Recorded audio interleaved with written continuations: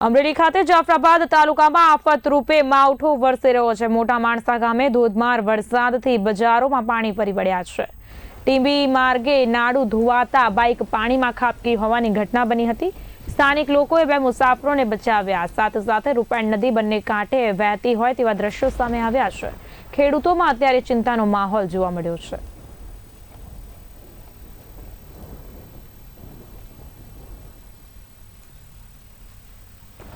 જાફરાબાદ તાલુકામાં આફતરૂપી માવઠું વરસી રહ્યું છે। જણાવવા માંગીશ કે મોટા માણસા ગામે ધોધમાર વરસાદથી બજારોમાં પાણી ફરી વળ્યા છે। ટીંબી માર્ગે નાડું ધોવાતા બાઇક પાણીમાં ખાબકી હતી તો સ્થાનિક લોકોએ બે મુસાફરોને બચાવ્યા હોવાની માહિતી પણ જશે સામે આવી છે। જેવી રીતે વાત કરવામાં આવે, હાલમાં રૂપેણ નદી બંને કાંઠે વહી રહી છે, જેના કારણે ખેડૂતોની ચિંતા વધી છે। કહી શકાય કે જગતનો તાત ફરી એકવાર ચિંતાના વાદળો વચ્ચે ઘેરાયો છે।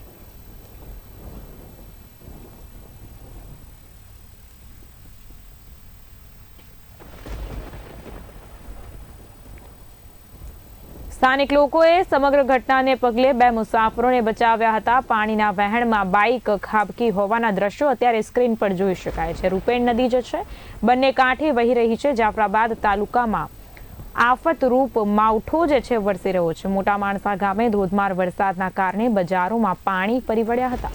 ત્યારે ટીંબી માર્ગે નાડું ધોવાતા બાઇક પાણીમાં ખાબકી હોવાના દ્રશ્યો પણ હાલ સામે આવ્યા છે।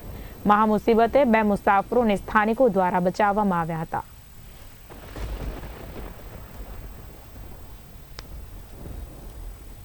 આ મામલે વધુ માહિતી સાથે અમારા સંવાદદાતા બાબુભાઈ વાઢેર ફોન લાઈનના માધ્યમથી જોડાયા છે। બાબુભાઈ, અમરેલી ખાતે જાફરાબાદ તાલુકામાં આફતરૂપી માવઠું બાઇક ખાબકવાની ઘટના સામે આવી છે। શું છે સમગ્ર હકીકત?